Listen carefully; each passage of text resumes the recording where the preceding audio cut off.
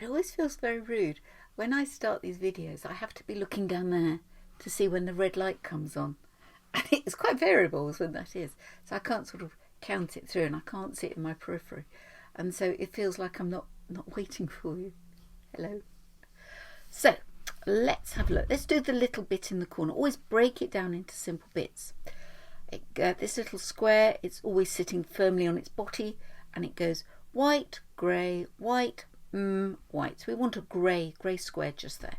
Gets rid of that one and that one. No square at all. So now we've got a 50% chance. Just try trying it. Now let's have a look at these. Well, it's an octagonal bowl and it's got chopsticks in the soup. Ready? It's got 1, then it's got 2, then it's got 3. But it's sort of, it's filling up like, let's have a see if we can draw it. It goes dood, dood, dood, dood, dood. You have to make silly noises. Obviously you can't do that in exam, but it helps. It does. So the first one goes like that, then the second one, then the third one we've got 3, and the fourth one's got 4. So the answer is A, because that's got far too many. So you know, I was complaining about how it starts off.